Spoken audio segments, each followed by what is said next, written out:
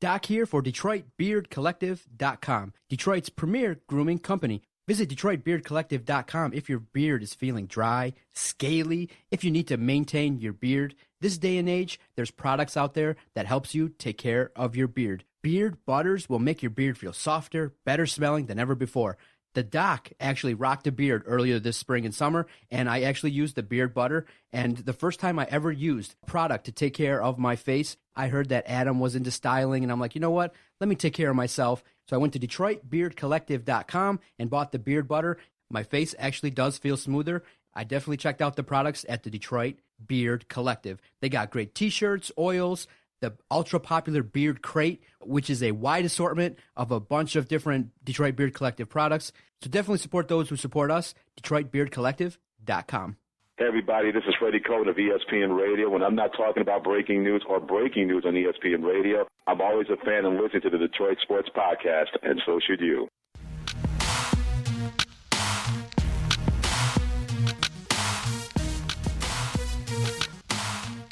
Welcome, everybody, and thank you for downloading another episode of the Detroit Sports Podcast, the Doc and Jock Sports Podcast.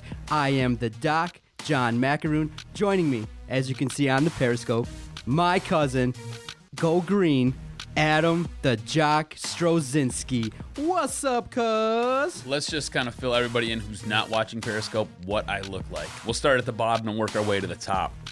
So I got a pair of white shell toes on, a pair of knee-high white socks on, a pair of green tight unders that are making my package look nice, and a shirt that looks like I beat up my little brother. And when I say little brother, I mean like he's like in 7th grade, little brother.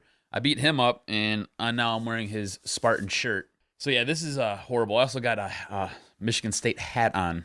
I look like a total creature or a pervert, one of the two. I don't know. This is bad. This is great. I mean, I can't believe how excited I am to win a bet. Usually don't make too many bets, but the fact that you're sitting here during Michigan State week, rocking the gear all over our social media platform, Instagram, Facebook, Twitter, your picture before and after is plastered all over the place. I love it. This is what we mean when we say when you do an embarrassing bet, that's how you do it. To all our Twitter fans, Facebook, I'm sorry we had to expose the Jock in that manner.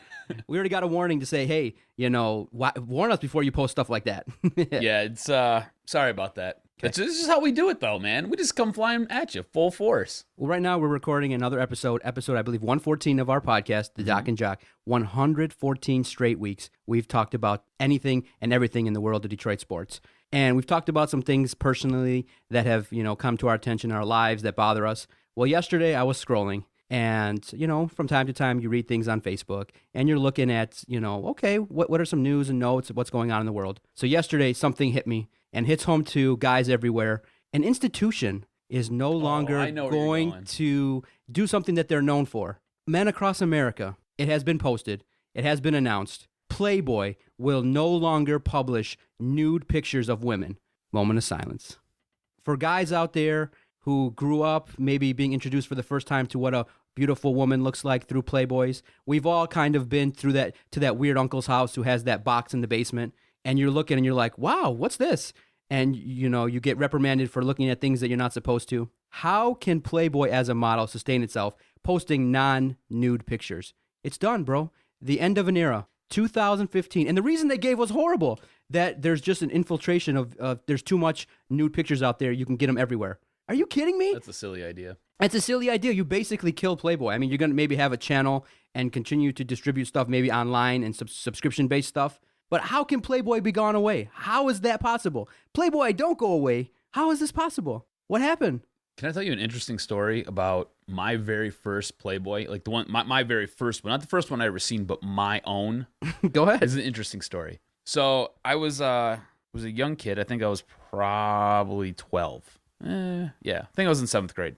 I was 12. And my grandmother, of all people, wanted to give this to me as a Christmas gift. But my mom had said no. My mom was like, no, you can't give that to him. So my grandma went ahead and gave it to me anyways. On the down low? Well, kinda. It had to stay at her house. I couldn't take it home. So I could go to her house and it was there and it was mine. And it was the Christmas edition with Anna Nicole Smith posing as Marilyn Monroe. So it was a really good issue. It was like a classic issue. It was outstanding. But my very first one I got from my grandmother. Hey now. As a Christmas gift. And now young men across America are just going to have to dial it up on their tablets, dial it up on their computers, on their iPhones. No longer available in print, non-nudes. Sad day. It sucks, man. It sucks. Did you ever read it for the articles? I tweeted out. I did like the guest interviews that would talk about stuff, the in-depth reporter with the celebrity or someone that was just telling stories. But no, man, are you kidding me? The first thing I did was, what that move you do? You grab it by the top and you let it unfold. Yeah, you let it unfold and you're like, dang, Miss November. I'm very happy. And but R.I.P. to Playboy. You had a good run. You've devastated podcasters across America, and you've definitely devastated the doc. Sad day. I used to like opening it up, and I would sit there, and after, of course, you scroll through the pictures. But after the pictures kind of bore you a little bit, I used to like going to like the little forum section where you could sit there and read something a little bit sultry and skanky. I used to like doing that. But other than that, I didn't read anything else. You know what was my favorite? The dirty cartoons. Like the jokes. Oh, those were great. The dirty cartoons were the best. They would tell funny jokes, and the artists. I was like, man, this could be fun. But in the end, the internet killed another institution. Mm-hmm. R.I.P. to Playboy. R.I.P. Playboy. Speaking of R.I.P., we're going to play a little bit of taps because I'm going to make the announcement and make the proclamation as we speak right now.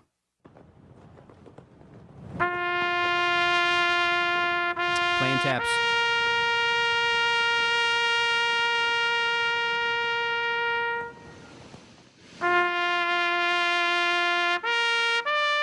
To everyone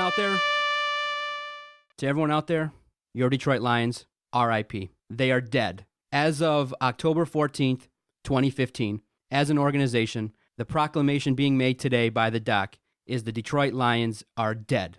0-5 start, complete turmoil, a complete embarrassment in front of the national viewing audience that watched Detroit take on Arizona. A complete devastating look at what a terrible organization you have. You had one of your marquee players, Barry Sanders, abruptly fax in his resignation and said, F this, I don't want to be part of this anymore. You've had a season in 2008 when you didn't win a single game, not a single game. As a result, you collected draft picks, high draft picks, one of them being number 1 pick in 2009, Matthew Stafford. And on Sunday's game versus Arizona, your number 1 quarterback was pimp slapped by the head coach. He was threatened like a little bitch. And in the end, did he stand up to the coach and outshine and outperform his expectations? No. Your number 1 pick was told, if you throw another pick, your ass is sitting on the bench. Did that fire him up? No. He had a look that was the definition of lionized. Matthew Stafford was lionized on Sunday. Everyone since has been talking and explaining things like, did the Lions quit on Caldwell? Is this organization in shambles? Finally, you can honestly sit back and say, yes. 90-year-old Martha Ford on Monday had the opportunity to set the course correctly, to go out there and say that that's not accountable for your fans to have to leave the game by halftime by playing that shitty. You had the chance on Monday to say, you know what? Anybody, the water boy, the accountant, anybody in that organization, get the hell out of here. Anybody, to show any level of accountability. Was that done? Was anybody held accountable for that one singular performance that was horrible? Many people are saying the worst performance they've ever seen. On the field, off the field, everybody's saying it. Players, coaches, media. The worst performance. October 14th, 2015, R.I.P. Detroit Lions. You're stinking dead as a franchise. And you're dead to me. Period. I love you with all my heart. I had a lot of great memories watching you. I will always watch you.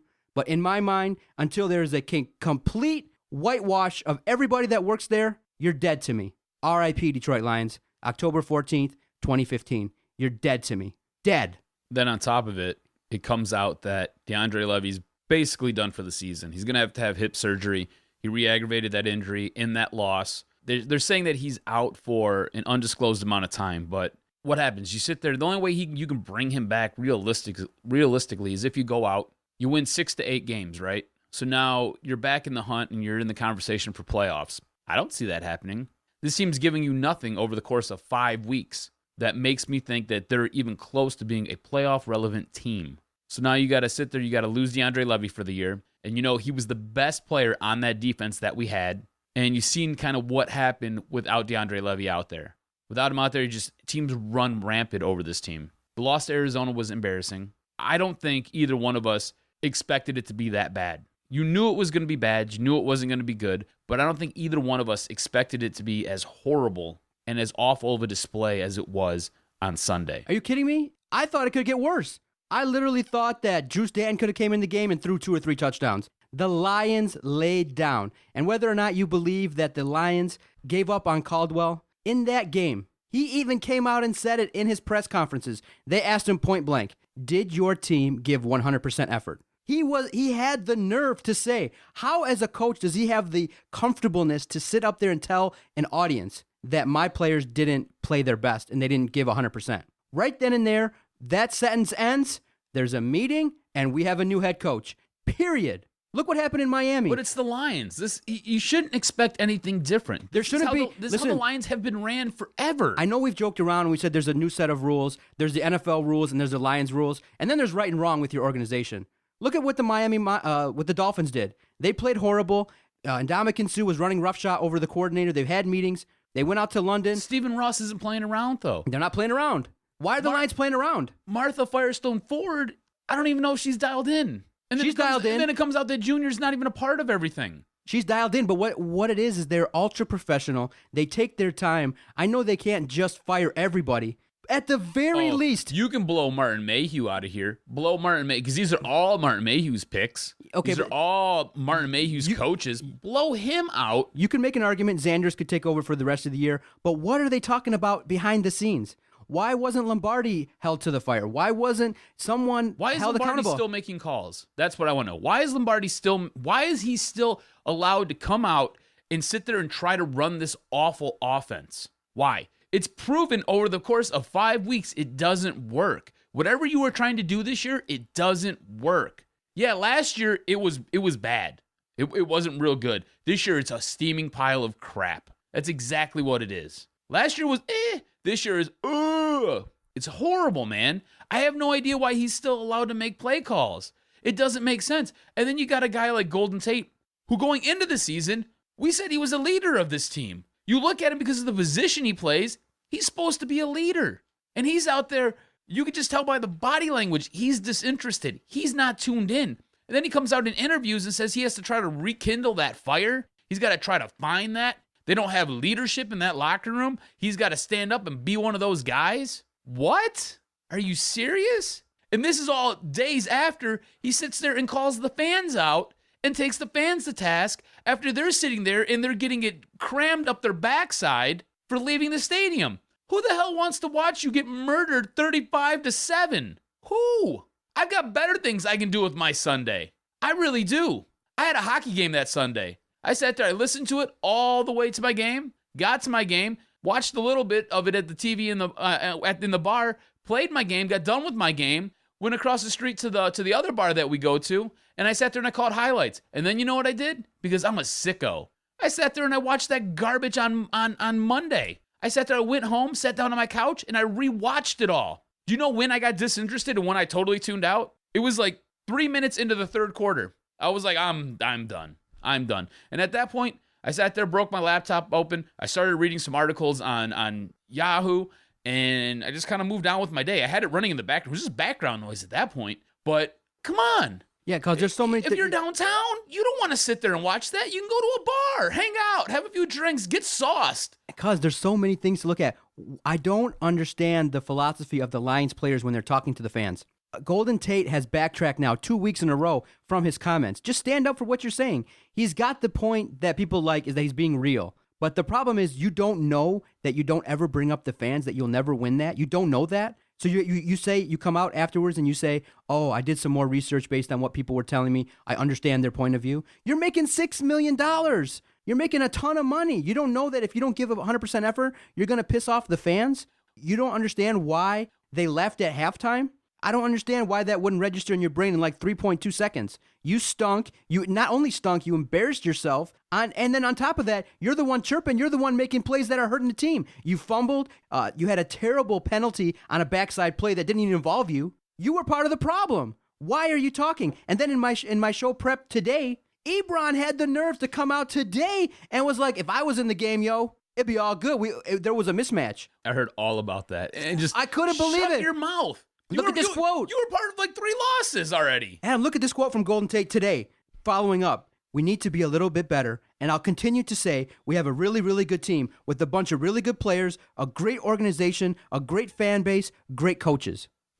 How can you not show contrition? The play on the field is brutal. The organization is a laughingstock. Every set of national hosts is making fun of you. What is the reason for the delay in making changes? It's been enough. I understand you could make the argument, you need to take your time, and you need to think things through, but that performance was an outlier. They laid down. The fans booed, and the Arizona players have commented in the media. Yeah, they gave up when the fans started booing. The Lions fans, oh yeah, they laid down. Their effort when they started having turnovers, their effort went down. It's an embarrassment. When is the Lions organization going to understand that you're viewed as an embarrassment, that you have performances that can be written about in terms of the top 15 worst performances of all time? We could do shows and roundtables and documentaries about the futility of this team. The Lions are dead as a franchise. Effective today, 10/14 as we record this, the Lions organization is dead, led by Martha Ford, who's doing absolutely nothing. They are not making changes because they can't make changes. You are screwed. Stafford's in there. The players are in there. Nobody's getting moved.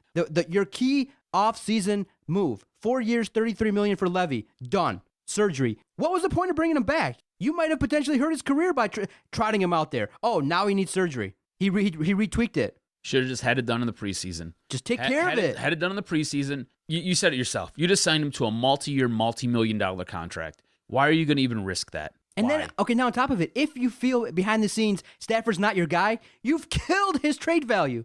Could you imagine Tom Brady being told if you throw another pick and then getting it let out publicly? Those things probably are talked about. But the Lions do things so ass backwards, it's befuddling. You go out there and you let it be known publicly that you threatened your quarterback, and it's all good now. They hashed it out. You threatened him, and you basically said that, we don't believe you can handle it. And now that's the number one guy. We are right in the prime position of a major decision. Do you re-sign him or do you cut him? They're going to probably re-sign him. They need to cut his ass. That's what the Lions do. And this is, Josh Kastenstein wrote a great article on this, and hopefully we can get him on and we can talk to him about this. He wrote it on, I believe it was in Tuesday's Detroit News. But he wrote a great article about how the Lions and Matt Stafford have to part ways, and they do. And this goes back to Martin Mayhew and the way he's put this team together and the way he's drafted players. Do you remember when we sat there and we had our post-draft conversation? I lost my mind.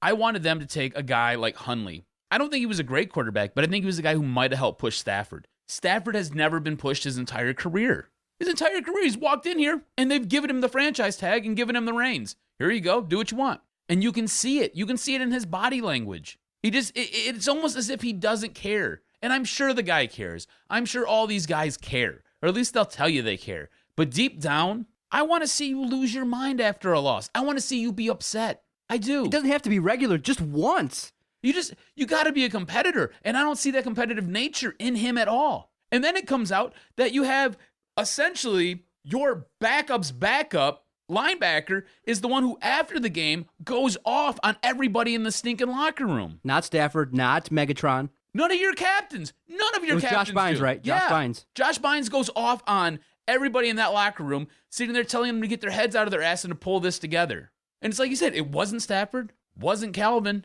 wasn't Tate, it wasn't any of the coaches. It was nobody on that defense. It wasn't Ahedebo. It wasn't Quinn. None of those guys. Okay. It's a depth guy who's sitting there telling you guys to keep fighting and to figure it out. All right, let's get into it. Is your opinion that Jim Caldwell has lost this team? Has Caldwell lost the 2015 version of the Detroit Lions? Yes. I agree. Yes. I agree. They did not play. They did not give 100% effort. Golden Tate needs to come out and say, I need to find the fire from last year. Yeah.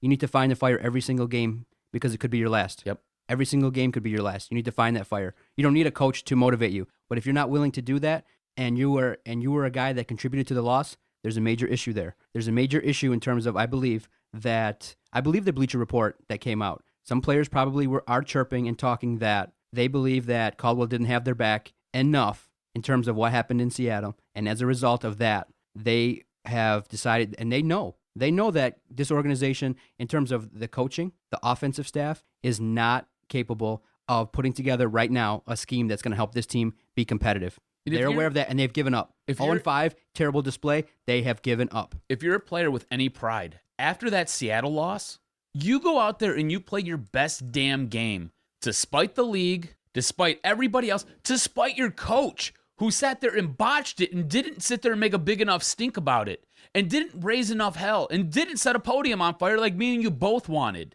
If you are a player who has any pride in what you do, and any pride in your team and the city that you represent, you go out there and you play your best damn game. And not one of those players, you can't tell me not one of those guys did that. Not a single one.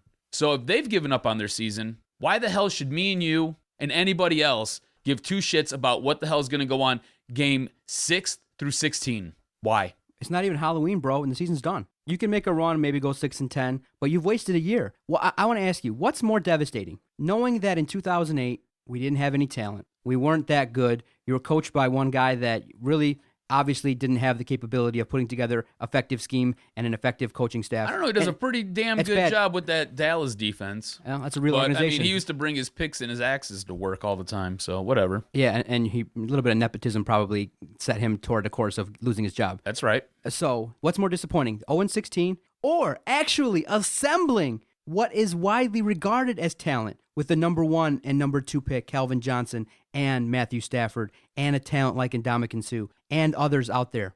This generation of players not winning a playoff game. What hurts more? I think this hurts way more. In 2008, you realize, oh, these guys are terrible. This is the worst assembled thing I've ever seen. There were expectations this year. That's why. There's expectations. You came off of a playoff. You came off of a playoff game that you probably should have won. You feel like the referees took that game out of your hands and forced you to lose that game. You come into the season, and we talked about it. Thought the schedule was going to be brutal, and it has been. But we thought that there was enough talent and that we had enough solid coaching, at least on the defensive side of the ball, and with a head coach who kind of gets it, that they could sit there and they could kind of take chicken shit and make chicken salad out of it. You thought that going into the season. You didn't expect them to make the playoffs this year, but you expected them to be competitive. You thought maybe 7-9, all the way up to when we were talking, I talked myself into possibly a 10-6 season at the high end.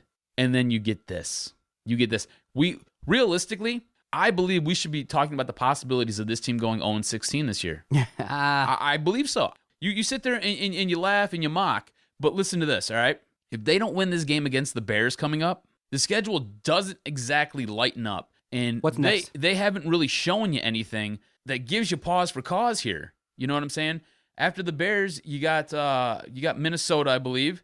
And then after Minnesota, then you got the Chiefs. Then you got the Packers. You remember when we were talking about this? I thought they could go into Green Bay and win because they're coming off of a bye week, and Green Bay had to sit there and travel. I think Green Bay played a Monday night game during, I think that's week 9. I was sitting there, I was like, yeah, they can go into Green Bay. They can win in Green Bay. No, they're going to get trounced in Green Bay. Green Bay's defense is for real. Aaron Rodgers is for real. You've got the Raiders, who have basically been your equal for sucking over the last 15 years. Then you got to play the Saints in New Orleans. That's a loss. You got to play the 49ers. I don't care how crappy they look. They'll probably sit there and hang 40 on you. And then you got to go to Chicago in the middle of winter, January 3rd. Yeah. Realistically, they can go 0-16. Anything in the realm of possibility is possible with these Detroit Lions based on how they play and the talent that was assembled. And it's key to win this game against the Bears because the schedule doesn't ease up at all. I mean, you got a game. I missed 2 games there. You got a game against the Eagles, who have looked like complete crap for most of this season, but I still don't think that you're better than them right now. And then you got to play the Rams with a guy who you could have had looking like a Hall of Fame player. You know he's at least a Pro Bowler, and Aaron Donald. Now I sit here and I say the Lions are dead. Where's the hope? Your number 1 quarterback's being threatened. Your running back regressed to the college guy. You know, we all thought, is Abdullah going to fumble? Of course he's going to fumble. What game is it going to be? Well, unfortunately, it hit at the worst possible time when you needed in a must-win situation. He reverted back. Why? And then, unfortunately, you know, you have situations with the Lions where when they're called upon, they fail. They don't rise to the occasion. This organization is dead. And until they clean house, and I truly believe, and unfortunately I hate to say this, I'm a fan of the Lion. I'm a diehard. I will watch every game. But when I say they're dead, doesn't mean my fandom is dead. It means as an organization, they're flatlined. Upper management, no ability to recognize what is real talent. In essence, if Aaron Donald would have came here, he would have fucking sucked. If Odell Beckham would have came here, he would have sucked. Matthew Stafford, Megatron, anybody that gets drafted here, their career is over. Because the Lions have touched you with this nasty, filthy curse that permeates the organization. Anybody that would have come here, anybody, coaches, Caldwell somewhere else might have success. Anybody that comes here gets infiltrated with this nasty curse, and it ends up collectively being toxic and terrible. And I'm tired of it. This year we should not be 0-5. Since they were up 21-3, it's like a bomb went off. And that shows to me there's a lack of leadership. One game you mess up, fine, on the road. You come back and it's been abysmal. Absolutely abysmal, which indicates to me not only management's terrible, ownership's terrible, coaching's terrible, the players are not playing well. And then you have the singer who is contractually obligated to sing when you're getting your ass trounced. From Which I think is the worst. It's the worst. I like Gridiron a lot. I do. And I think he serves a role. But seriously, Gridiron, nobody wants to hear it when you're sitting there getting forward smoked. Down the field, 42-10. Right. Nobody wants to hear that. Nobody wants to hear that. I mean, that's why everybody probably I would have took a fine. I would have took a fine. And then what? That was the Arizona game. There's so many terrible memories. They kicked the field goal when they were down. They kicked the field goal. I know. That made absolutely no sense. You are getting smoked. You're getting steamrolled. Just go for it. Right. What do you got to lose at this point? You're trying to get Matt Prater and his fantasy numbers up? I mean, come on. What's going on here? It is every decision that the Lions make is ass backwards, and it's time for somebody to take the role and the leadership position and turn this around. It's not going to be Golden Tate. Golden Tate talks too much, and he's still immature. It's not going to be Ebron. It's not going to be Stafford. And Kelvin doesn't say enough. You know, the leadership committee, in my opinion, doesn't know what to do to lead.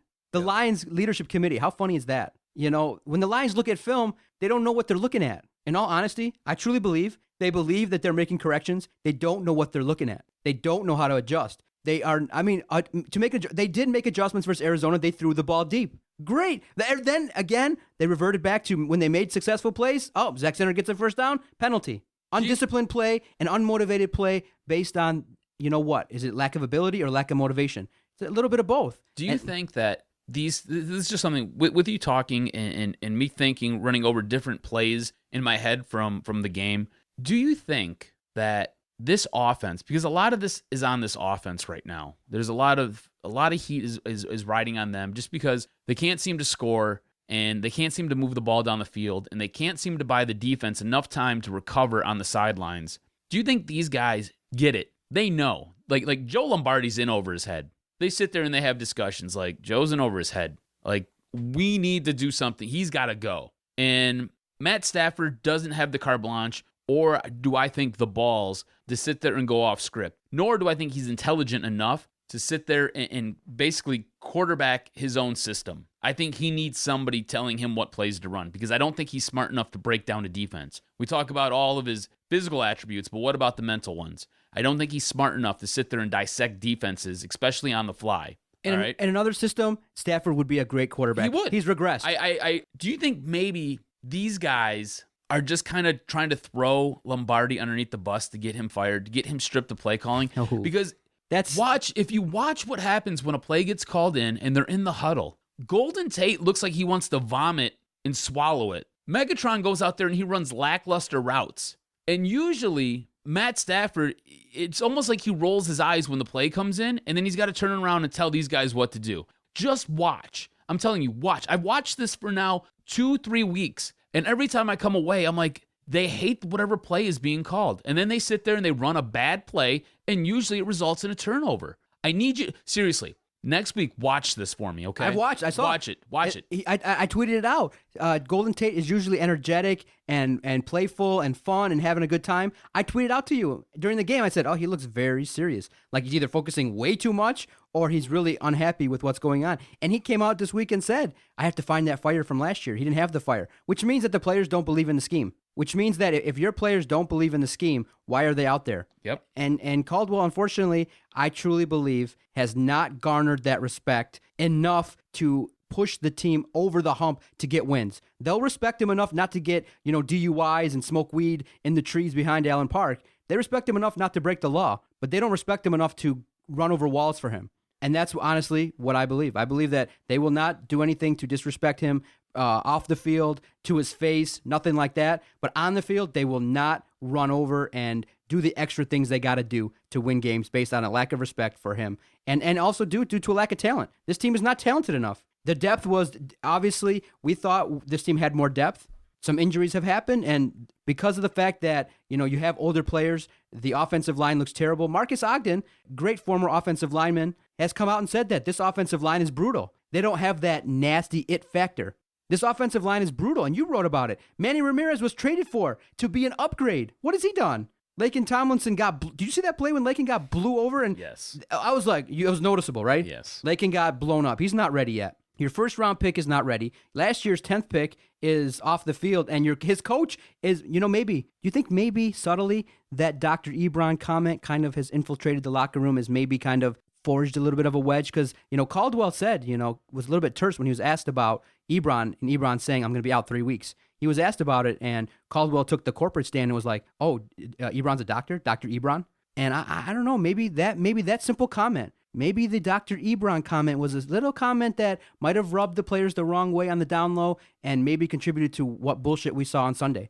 At this point, man, You can think about everything. Everything I'm you willing look to at. throw everything at the wall and see what sticks. No, I mean, it's garbage. It's really where I'm at. I mean, it's hard to explain that the way they've gone out and played. It's hard to explain the way that they've lost these games, and it's been 5. And truth be told, I've really been checked out since I lost it after week 2. When I came back in week 4 and lost it again, this is bad. It was more from just week 2. It was just the embarrassment from week 2 because they had to win week 2. You didn't expect them to go to San Diego and win. You didn't. But you know what? They could have, and they should have. So you turn around week 2, I expect you to beat Minnesota. I expect you to get up for that game. I don't expect Adrian Peterson, who had to sit an entire year and who had looked like absolute crap, to sit there and hang 100+ on you.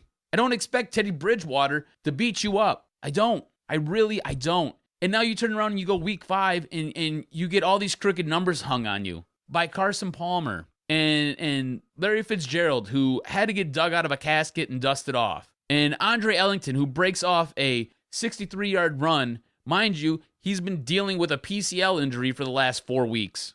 And the rejuvenation of a guy named Chris Johnson. I mean, the guy plays football with a grill in his mouth. Grills aren't even cool anymore. 2011 called. They want their grill back, Chris Johnson. They want their grill back. Seriously, man. All right. Who's more at fault for this? I need to know. Who do you think? I need you to put it in stone right now. Who is more at fault for this? Management. Management 100%. or coaching? Management. It's got to be management. 100%. It has to be. We don't agree on nothing. And me and you agree on this. It has to be management. It's terrible. Top to bottom. They don't know whoever, from top to bottom. Every single person, we've all said that the day that the Lions are reborn, the day that I'll say, hey, they're back, is the day they clean house from top to bottom. If you've had any contact with Mayhew, you've been infected. Time to go out. Dude. Let you quarantine. The Lions should quarantine management and not allow them to infect any new people.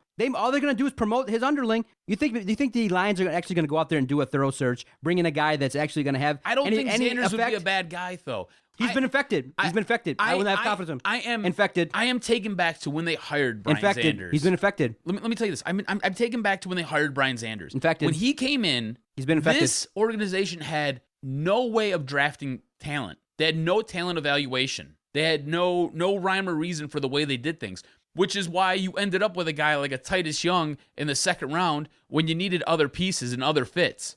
All right? They had no way of sitting there and figuring out how to put a team together. Sanders came in and kind of helped correct some of that. So now you end up drafting guys who kind of contribute, I guess. I don't know.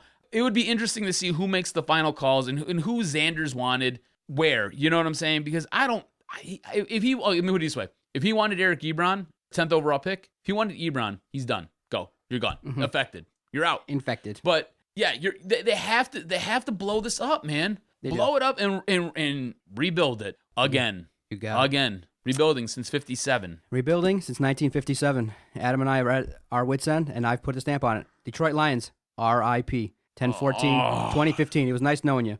So tired of this team. Let's take a quick break. Hopefully when we come back, Detroit News, Detroit Lions beat writer Josh Katzenstein will be joining us, and we'll talk about his great article regarding potentially moving on from Matthew Stafford. Stay with us, DetroitSportsPodcast.com. Doc and Jock, episode 114. Doc and Jock here for Fanatic U. If you're looking for some sweet sports swag and you love your Detroit teams, and I mean you really love your Detroit teams, you got to check out FanaticU.com.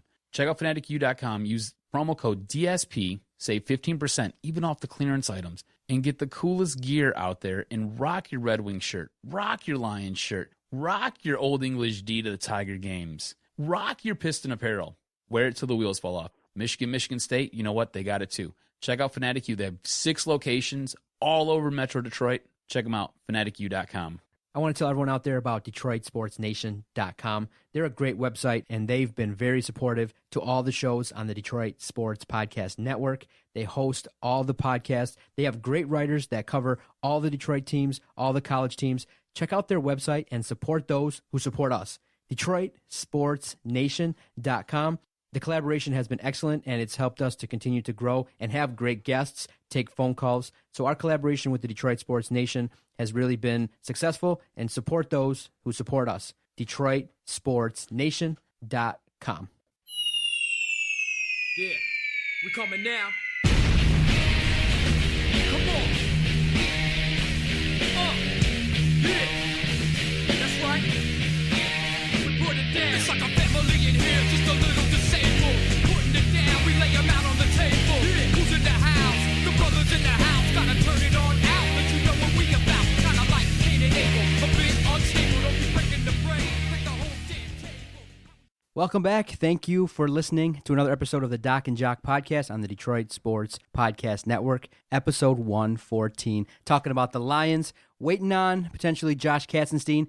But as we were recording the podcast, as we were eulogizing Playboy and eulogizing the Lions in practice, open practice earlier today, to hear Whitehead hurt during the open part of practice, which was available to the media. I seen the tweet from Josh Katzenstein, and I'm like, you got to be kidding me, cuz we can't even rant and rave and complain about our Lions without one of them going down. So that means you were basically running around, because the first little bit that the media gets to see, all you do is you kind of run around and you stretch.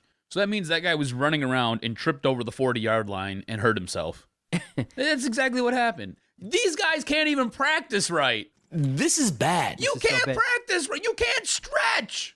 What are you doing? I don't get it, man. I don't get it at all. Season is a disaster. Disaster. I'm telling you, 0-16. 0-16. If anything, 1-15. Watch. Yeah. Watch it. Pretty soon the Lions are going to have to be in the C part of the podcast, way buried at the end. Hey, you know what? And if they sat there and they drafted Brett Hundley could be your starter for the next, I don't know, final 7 games this season, and you could maybe see what you got there in the way of a quarterback. So that way, you don't come back and make a real stupid decision and extend Matthew Stafford for another 5 years. So that's a genius idea right there. Bunch of boobs. Don't know how to draft right. Don't know how to put a team together. I'm telling you, man. They need to take you and I, maybe a couple of our listeners here, put us up in the front office there. Martha, are you hear this? Are you listening?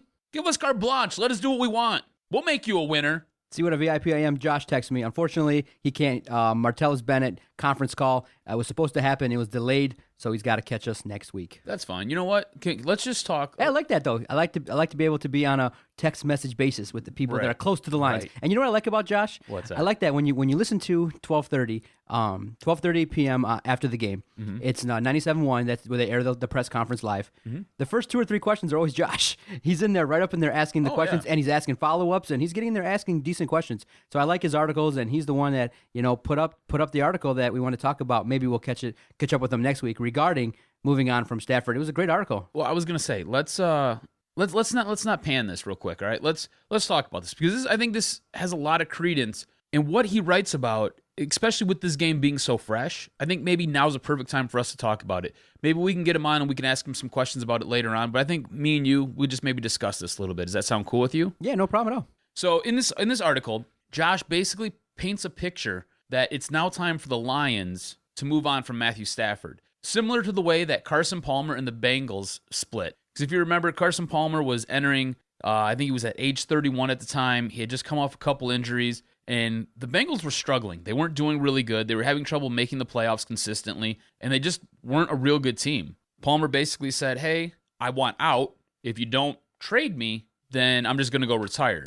So he ended up sitting out most of that season, ends up getting traded to Oakland. From Oakland, he bounces around, ends up in Arizona, revitalizes his career in Arizona, looks like a really good quarterback. If you have him on your fantasy squad, he's winning you games. Matt Stafford is now at this point where he is up for his next contract. He basically has the rest of this year, 2016, 2017, he'll be a free agent after that. So Josh basically paints the picture that it's now time for the Lions to make the decision. Don't leave it to Stafford. It's time for you to make that decision. You have to part with Matt. That being said, if you part with him now, you're going to end up having to pay some salary cap, which is a giant issue. Let me get you the numbers here real quick. So if you release him, you're going to have $11 million in dead cap space in 2016 and $5.5 million in 2017. So basically the premise is don't do that. Don't just outright release him, but you need to start planning for the future here. If the future is now and you're here to win now, you maybe work out some type of trade where you can get something back in return.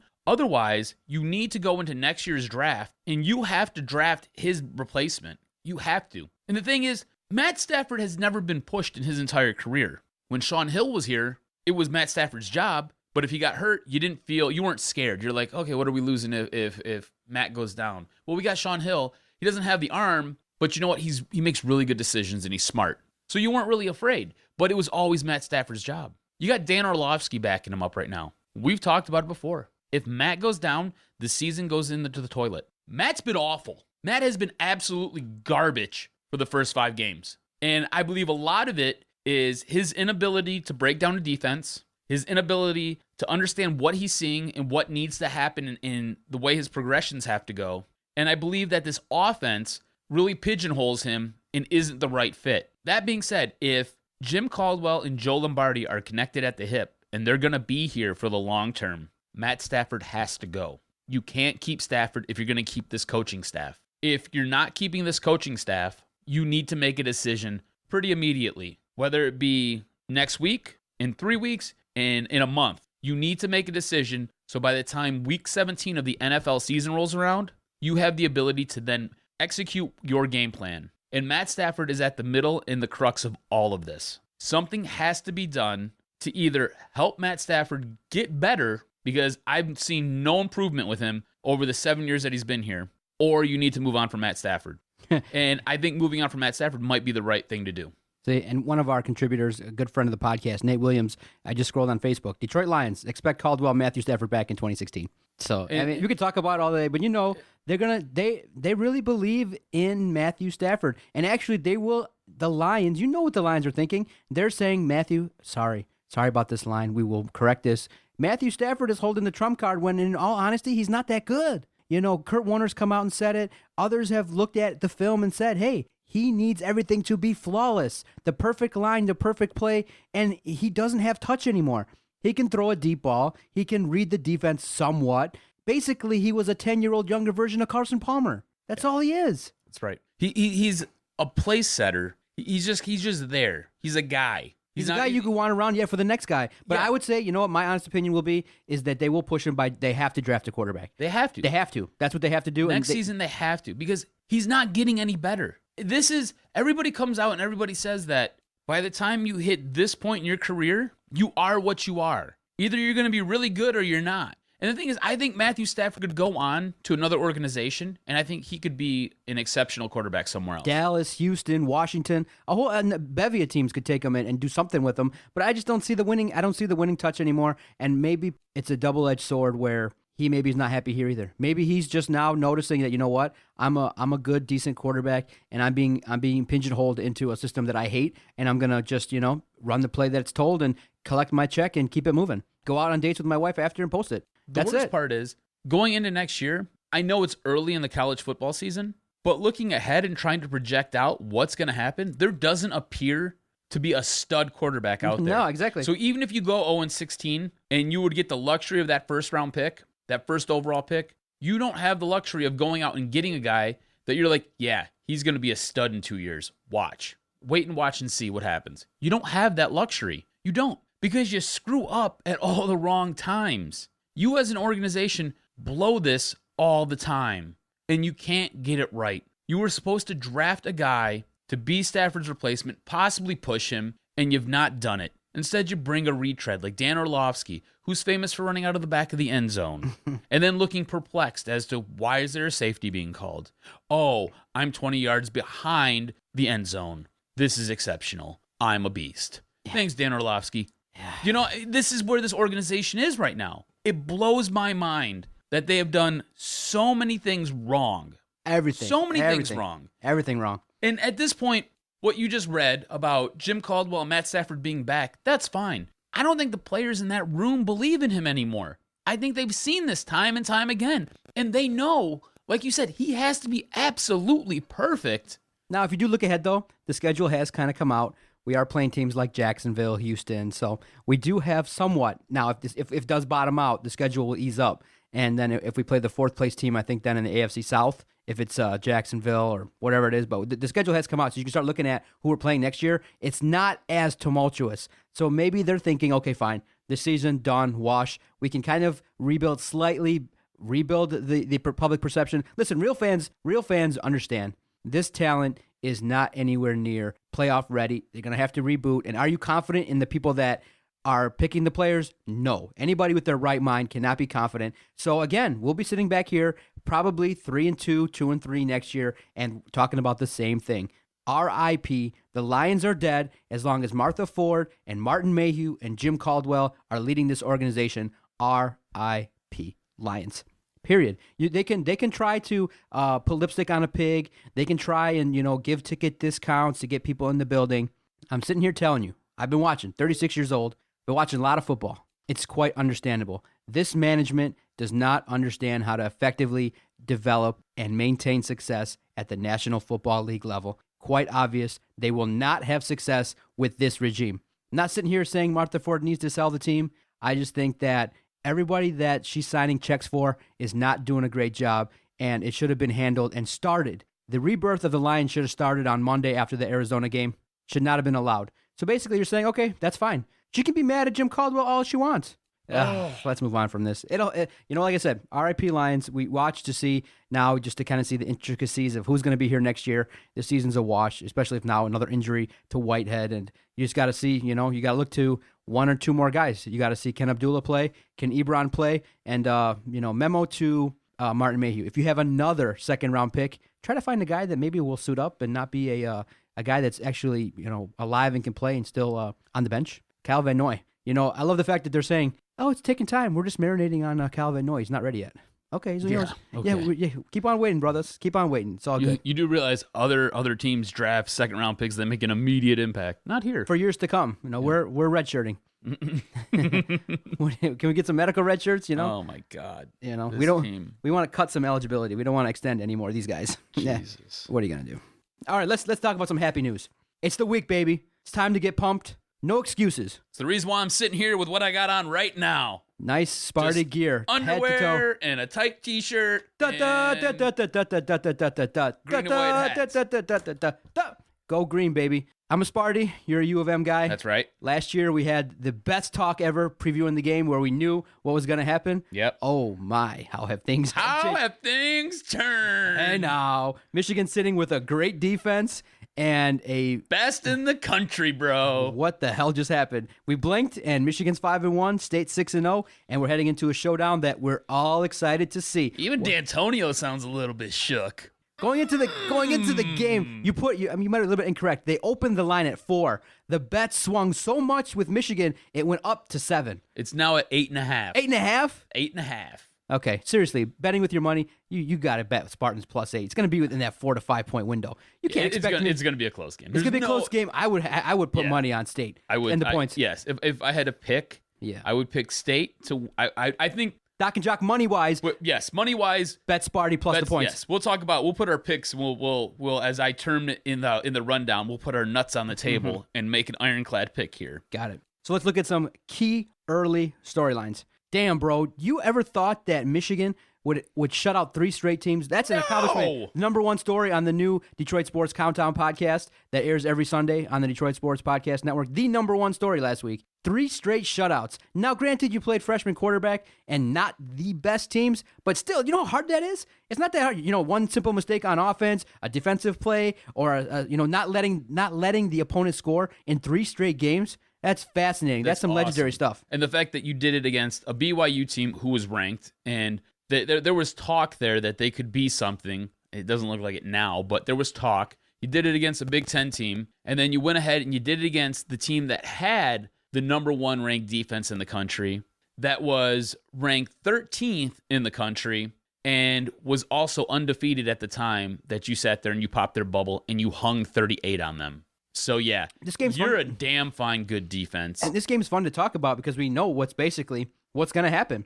Michigan's going to run the ball. They are going to try and actually get back to what is winning football. Smash mouth football, control the game, doing what the Lions are trying to do, but in a much better way, using that defense to help that offense out. First question, you think Michigan going up against State's defense, I know there's some key injuries on that defensive side, especially in the secondary. You think they're going to have an effective running game Saturday? Because as you know, the last couple years, you saw a negative next to their rushing yards. And I think it was, remember... You love bringing this up. Was it negative 69, I think it was, a game? Negative numbers? It was something like that. Something pretty embarrassing? Yeah, it was pretty bad. I think that they'll do a solid job running the ball. I don't expect them to be negative. I don't expect them, over the last couple weeks, I believe that they've hung something close to 200 yards rushing every single week here. I'm not expecting that. They're going to have to throw the ball a little bit, but I do expect them to run the ball well. I do expect that to be a huge part of this game. It's all about the point of attack for both these teams. That's what makes this game so great on Saturday, because it's all about the point of attack. Michigan State is going to be looking to sit there and pack the box and put some pressure on Rudock and to sit there and try to stop the run. At the same time, Michigan's going to be doing the exact same thing. So I think the battle in the trenches along both sides of the ball for both of these teams is kind of the thing to watch and to keep your eye on, because whoever wins in the trenches, that's who's going to win this game. If Michigan's defense can sit there and push around Michigan State's offensive line, it's going to be a long day for Connor Cook, and it's going to be a hard day for that entire Michigan State offense. And the same goes for Michigan. If Michigan State can bully their way and push around that offensive line, Jake Rudock doesn't have a shot. You've seen it time and time again. Jake Rudock basically folds underneath pressure.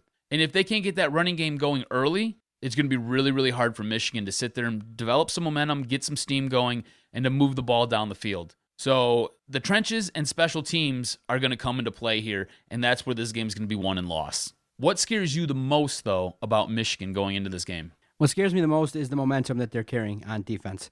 The Michigan defense is doing some things that are really spectacular. Going into now the last 5 games, 48 tackles for a loss with 15 sacks. So right now, the key matchup is going to be Michigan State's offensive line versus Michigan's defensive line. Can LJ Scott get some rushing yards, keep drives going, and can Michigan limit Michigan State's big play? I'm really worried initially that if Michigan gets out to a 10, 13-0 lead, then the momentum is going to carry them forward. And I am literally a little bit worried that Michigan State might not score a whole lot and keep up with Michigan.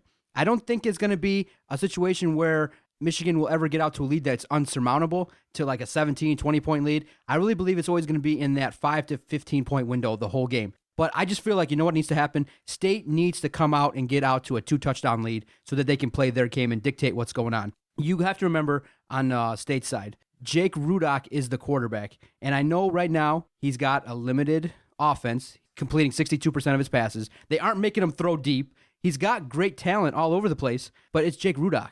So, in essence, your first goal is make Jake Rudock beat you. And if he makes mistakes, 1 or 2 errant throws, you best believe you better catch it and get that turnover. So they got to capitalize, and Michigan State's offensive line, they're getting some guys back, hopefully. Hopefully they're getting back. Keeler, Jack Allen, and Jack Conklin are coming back to really solidify that offensive line. The biggest problem and the biggest worry that I have is that secondary for Michigan State. I mean, they're getting torched. They were torched last year a little bit, and this year they're getting torched quite a bit. Special teams. Michigan knows. They know what's going on. Harbaugh is an excellent coach. He knows where to exploit. He knows that in the secondary there's going to be a problem. So we have to win our matchups. The biggest matchup in the game, in my opinion, Burbridge versus Jordan Lewis. Jordan Lewis is outstanding. Had that crazy interception last week. The replay really didn't show how good it was, but he literally ripped the ball out of the guy's hand. Burbridge is our guy getting a lot of yards. He's going to have to win those matchups and let Connor Cook throw deep and get some extra yards.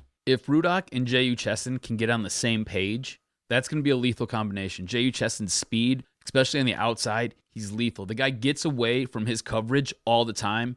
It's just Rudock doesn't ever connect with him. So if they can get on the same page, that right there will be something to watch in that game, and it'll be something to watch as the season develops, and it'll be impressive because he blows by his coverage all day long. He's behind. He's like 2 steps behind everybody, and he's looking for the ball. It's either always over or underthrown. Right now, what's great is you got 7th-ranked MSU versus 12th-ranked University of Michigan.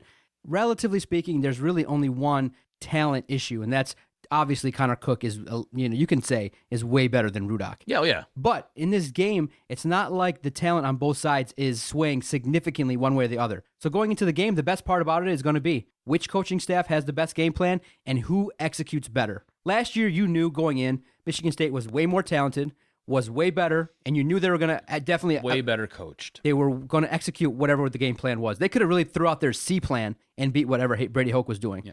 This year, if Michigan State doesn't bring it, we're getting rolled. And this is what scares me the most going into this game. It's Michigan State and Mark D'Antonio, because he's got a chip on his shoulder. And I was kind of messing around with you as we were opening up this segment there, where he sounds a little bit nervous in his interviews. No, I just think that he knows what is going on now. He understands that Michigan now has a head coach who knows what he's doing, now has a head coach who will sit there and exploit whatever Michigan State doesn't do well, and has a coach who will sit there and put his foot on your throat and choke you out. And I think he realizes that now. And I know I didn't expect Michigan to be this good this soon. I'm pretty sure you didn't expect him to be this good this soon. And I don't think Mark D'Antonio expected him to be this good this soon. So I think it's been a wake-up call for everybody around the Big Ten. And Mark D'Antonio does this thing where big games, he seems to do his best coaching. And that's what has me just absolutely on the edge of my seat, because he has no problem running crazy trick plays. He's got the balls to do it, and he does it at the biggest moments of the game. So his creativity in the playbook has me nervous. His ability to get his guys fired up for this game and to turn little brother and to turn all those years of just awfulness around on and just get his team so hyped that they just come out and they maybe try to steamroll Michigan is what makes me nervous. Okay, I got a question for you. Looking at the numbers, State is 89th in pass defense. Mm-hmm. Okay, you got key injuries to R.J. Williamson, Vontae Copeland out for the year. Hicks was a little bit banged up coming out of the last game. You think Michigan, realizing that the issue is in the secondary for Michigan State, you think they let Rudock take some chances deep, or you think it's going to be restricted in that 10-yard window, throws to butt, kind of screens and in the running game? Do they let Jake Rudock do some damage, knowing that if you take some chances, there is a chance, maybe a pass interference call, maybe you get, something that helps the offense make some key plays and get some momentum? Do they air it out? What's the greatest thing about Jim Harbaugh? He's always unpredictable. So I think there's a better than 75% chance that they come out and their first 10 plays, all they do is throw the ball. Mm-hmm. Because you're going to catch Michigan State off guard, catch them on their toes, and you said it yourself. That secondary has been the Achilles heel of that defense this whole entire season. So yeah, they come out and they start firing the ball down the field. Like I said, if Rudock and Chesson can get on the same page, whoever's covering him, it's going to be a long day for you. All day long. And Darbo's a really good receiver. Jake Butt, what else can you say about the guy? Probably the best tight end in the Big Ten. The guy's incredible to watch out there. And then the question mark that everyone that's a fan of Michigan, that's kind of analyzing things, that knows they have a weapon that usually plays on defense that maybe they can unleash and put on offense to make some plays. You think Harbaugh unleashes Jabril Peppers, puts him in some key situations offensively to make some plays? I know he's a return guy, he's making some plays, but dude's got talent, and he looks like, I think when people say he's got a prototypical kind of running back look, he's got the ability to run, and he's kind of got the physique to make some plays. They unleash him? We see him on offense for Michigan? That would be awesome if they did that. He's an incredible athlete, and if you use him for some end arounds, use them maybe to kind of run a few plays like a halfback dive where he runs between the tackles and actually bust through that line and into that second level of the defense, just wreaking havoc, I think it would be great. I wouldn't be surprised if they did it, but I don't expect them to do it. He's more valuable on a defense. They need him there for sure. That they can't take that risk. I expect them to maybe do that in the Ohio State game. Oh, okay. Okay. So I think it's one of those things where going into the season, he knows kind of what he has, and he doesn't unload all of his tricks until the end of the season. And then they sit there and they'll develop a few more if and when they get into the bowl games. Got it. Now, let's not disrespect let's not disrespect State. They got Connor Cook, L.J. Scott, Burbridge, Josiah Price. They got You some guys players got a emergence. team. We have an offense. We You have a team. Now, the Michigan, the defensive numbers are staggering when you look at it. Only giving up 150 yards per game. I think Michigan State will go over that. They're going to score. Can they keep up with Michigan? Can they ride the early momentum? That'll be key. And then you got to look. Whatever happens around halftime, whoever makes the best adjustments in the second half is going to have some success. And I do believe this is going to be really one of the better games you're going to watch in college football. Two great head coaches battling head-to-head. Both teams are going to be ready. Who makes that one or two special plays? Who maybe makes those plays that turns the momentum? And, it's going to be great to watch. I'm hoping that it will be Michigan State because I want to talk to you about some of the narratives that have been, swung around out there. Michigan wins. Are they back? I think so, yeah. You know what? I can't say that. I think... Longer period of time. Okay. After the win against Northwestern, I started to believe. Because I thought that game against Northwestern, I thought it was going to be much closer. I mean, we sat there and we were tweeting back and forth to each other, and I was like, yeah, it's going to be a close game. I expect Michigan to win, but I think it's going to be close. It wasn't close at all. The BYU game, same deal. I think it's going to be close. I think Michigan might pull it out, though. It's going to be in Eekert, though. Blew them out. So I think if Michigan comes in and can beat Michigan State, you're going to have a hard time selling me that they're not back. Because I think that Jim Harbaugh is here for the long haul. There's already tabs on what he's doing for his recruiting class next year. And I hate talking about recruiting, because it doesn't matter. Brady Hoke had great recruiting classes too. Didn't coach him up. I like the articles that are coming out saying that Jim Harbaugh is trying to pinch Ohio State guys to come to Michigan. Dang, he's got stones, He's big got set balls, stones. dude. Yeah. He's ready to pinch anywhere. Here's a question for you.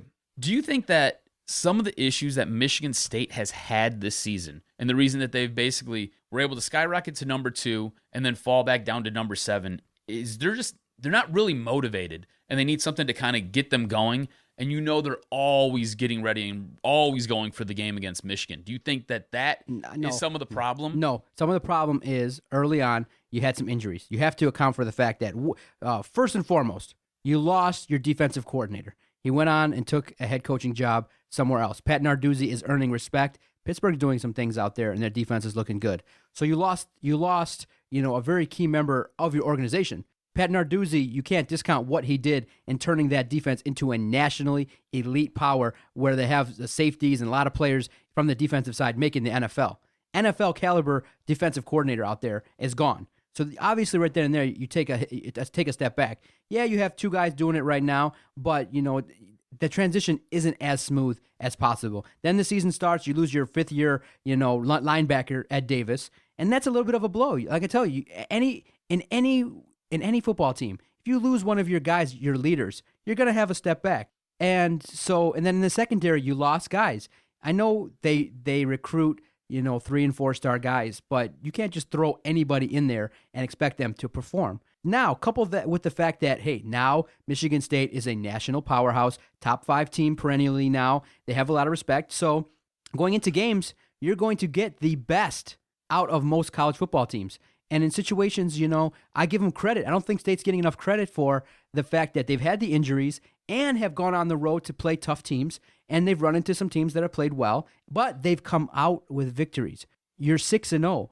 Old State teams would have been coming into this game 3-2 with a loss maybe. We're coming into the game 6-0, and now all the goals are still there for Michigan State. It's not motivation. Not motivation at all. I think that you definitely better expect State to play their best. They're going to need it in order to beat Michigan. But it's not an issue of motivation. Combination of injuries, getting the best, that maybe 5 or 10% extra from other teams, just makes it that much more challenging to get wins. So I don't think that's a problem at all. And give them credit. They haven't played great, but expect them to expect to see the A+ Michigan State team. If not, like I said, if they bring anything less than A+, forget it. You're getting rolled. Mark D'Antonio is a great coach, and I love how some people who are Michigan fans have kind of, jokingly said, "Oh, D'Antonio to SC," or they've joked that D'Antonio is going to go to Southern Cal or USC, his alma mater, but he ain't going anywhere. It behooves him to stay and continue this rivalry, and I think he really loves the challenge now of also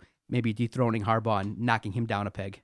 Ooh, look at you. You're sitting there throwing some jabs out there. Oh, yeah. You're just trolling right now. No, I'm not trolling. I do think that, man, it's like, I really feel like, you're sitting on like a dormant volcano that's just boiling over to the top. and all the Michigan fans are just sitting there waiting for a victory versus Michigan State to say, "Wow, we're back." Can you imagine I know it's going to all of the obnoxiousness that's going to I'm come ready. once Michigan if Michigan wins. If Michigan wins. Let me catch myself there. I see. Let me catch myself. Oh, I there. know the obnoxiousness. You got people saying, I just love the fact that Michigan hasn't played a decent quarterback in a team like Michigan State. And on ESPN, you got the set there, and you got people calling the 4 teams in the playoff. And Michigan, and 2 ESPN analysts have Michigan there.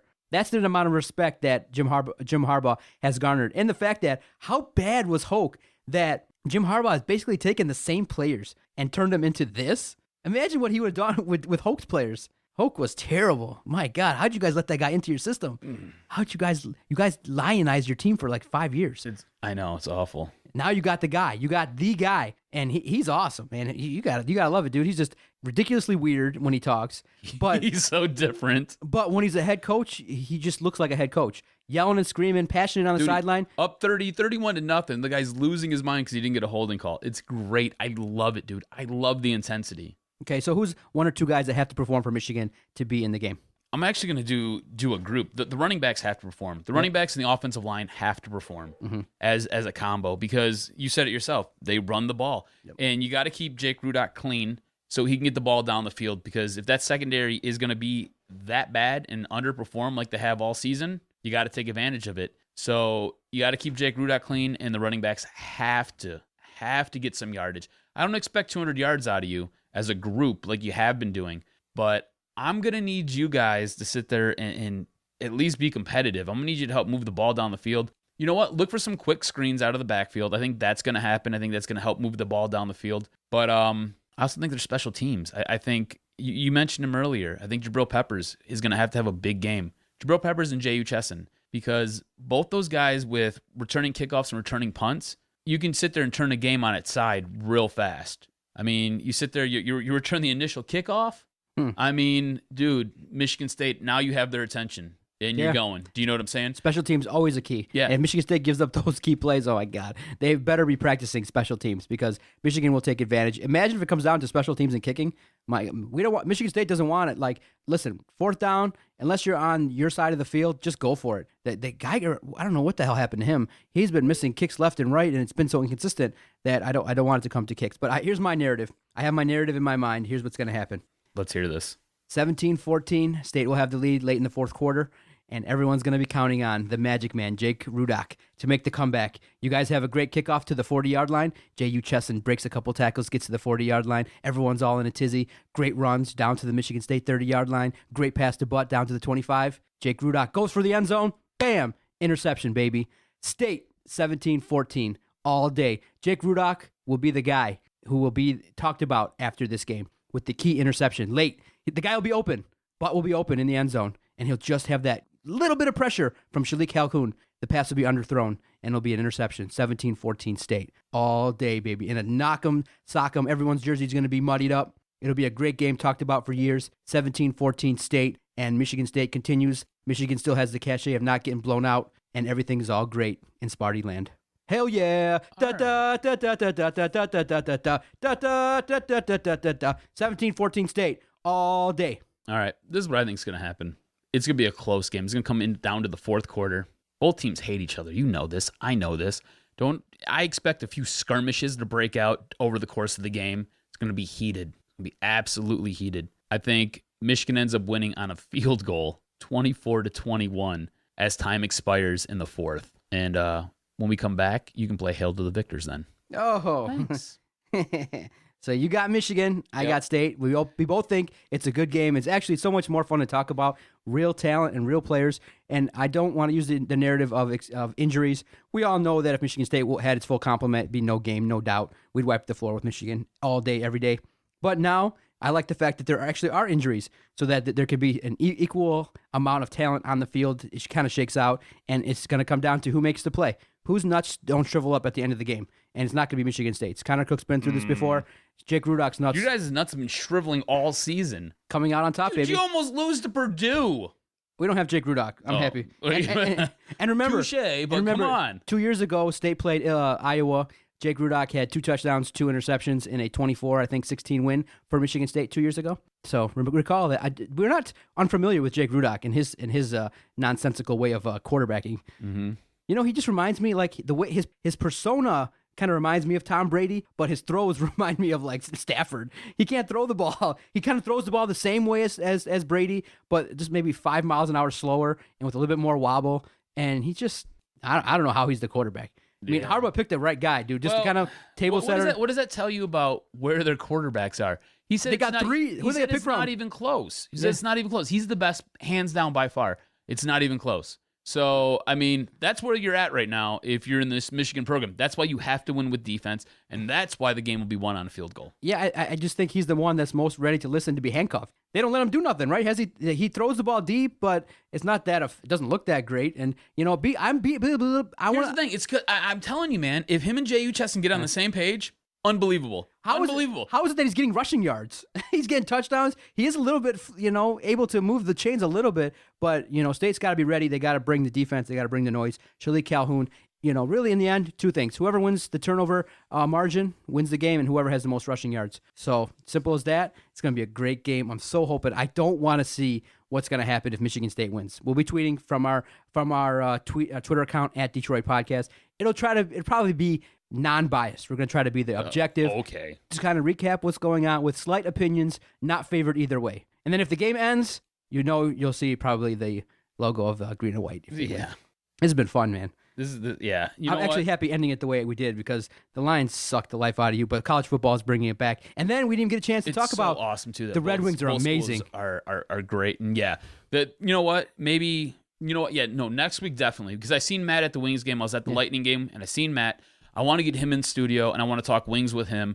You can sit there and if you want, you can moderate, you can jump in, you can do whatever. But I want to talk Wings hockey with that guy because he's a huge fan. I seen him, like I said, at the game. That guy sat there, picked me out of a crowd of about 60 people, and I'm just sitting there trolling around, looking aimless with my sister. So, yes, let's do that. Let's do Wings next week. Yeah, well, of course you have to. Larkin is on fire. Howard and Mrazek are playing well, and hey, we're not Toronto, man. It's all good. No Babcock, no problem. It's all good in Hockey Town. That's right. Pretty soon, that's all it's going to be is Hockey Town because Pistons. It's not Lions Town anymore. Lions are done. Tigers blow. R.I.P. Lions. R.I.P. Playboy. And the theme of this podcast is, and probably how we'll end it, we're at the crossroads. Meet me at the crossroads.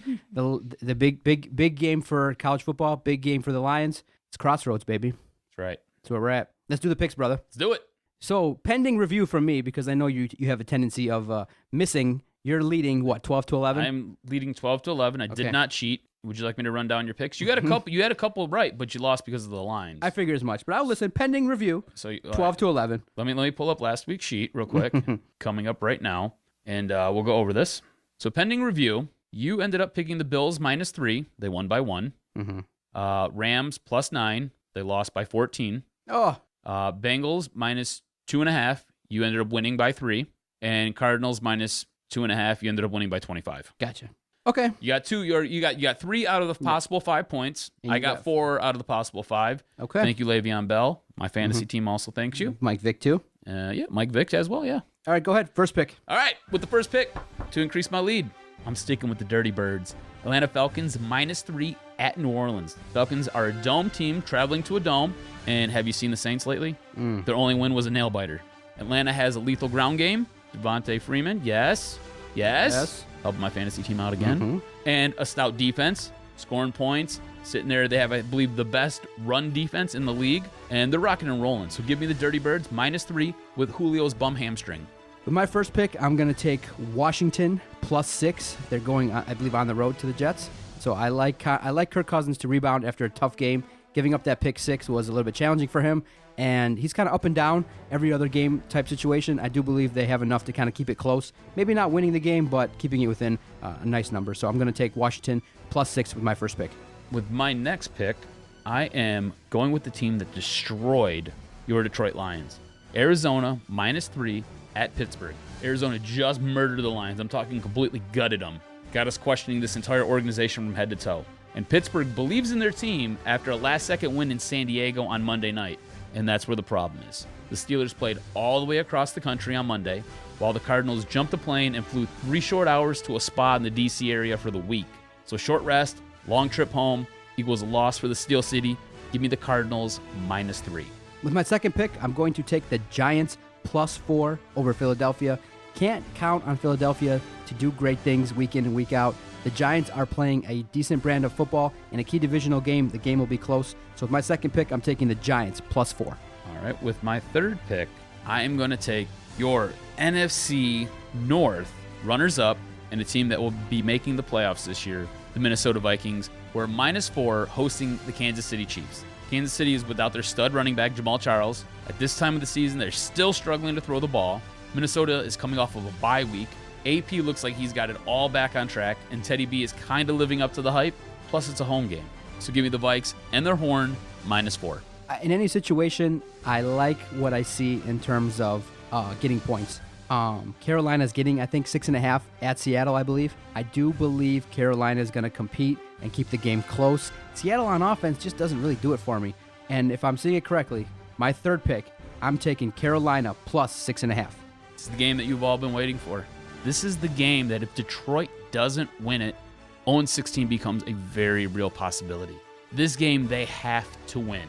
Have to win. This is a must-win. I hate throwing the term around must-win, but this is a must-win. If they don't win this game, like I said, 0-16 becomes a very, very real possibility. So I think the Lions may win this game, but it's going to be close. Mm-hmm. And they're not a good team. And if Chicago gets up early, it'll be over before it even started. Look for Martellus Bennett to have a huge game. And you know Detroit's defense can't cover the tight end, right? Right? Mm-hmm. You know this. You know this, man. So give me the Bears +3 at Ford Field. Go Chicago! You're picking the Bears to win the game. Yeah. You can't pick the Lions. I mean, +3, bro. Yeah, that'd be great if I said RIP Lions and picked the Lions. No, I agree 100%. This could be one of the factors that gets called, well, maybe out of here. Every game you have to kind of root. I don't like to do it for disaster to happen. And if Jay Cutler comes in here, throws 2 or 3 touchdowns, gets, Matt Forte can, abuse this defense, I'm hoping for catastrophe. I'm really hoping for a blowout because nothing short of that, we're just wasting time treading water, still looking to evaluate Stafford. So I'm taking the Bears +3 as well. I don't have confidence in the Lions. Like I said, the motto is and always will be, hope for a win, but never believe. Never believe in the Lions. So with that, I'm taking the Bears +3. I'm hoping that Cutler will be the Cutler of old, throwing picks left and right. And this is the Lions Super Bowl. Sad as it may be, this is the Lions Super Bowl. Week 6, 0-5, worst team in the league. Whoop-de-woo, stinky poo. If they win, I think they win by 1, maybe 2 points. Yeah. It'll be close. All right, another great pod, episode 114 in the books, marked by great Periscope action, great content all around, stuff we can talk about for years. Thank you for being a part of it, cuz. Thanks for being a good sport. Terrible beginning with the news of the Playboy and Lions, but great ending talking about a real football game that's going to be fun to watch either way. And 2 real football teams. Not like your Lions. For the Jock, Adam Strozinski, I am the Doc, John McAroon. Thank you for downloading and supporting us. Visit our website, DetroitSportsPodcast.com. Thank you to all the sponsors. Thank you to everyone who allows us to give away gear and stuff like that to our listeners. We greatly appreciate it. Tune in next week where we'll recap all this mess, hopefully catch up with Josh Kastenstein, catch up with old friends who've been messaging me. Love doing this podcast each and every week for those fans of the Detroit Sports Podcast Network. See y'all next week.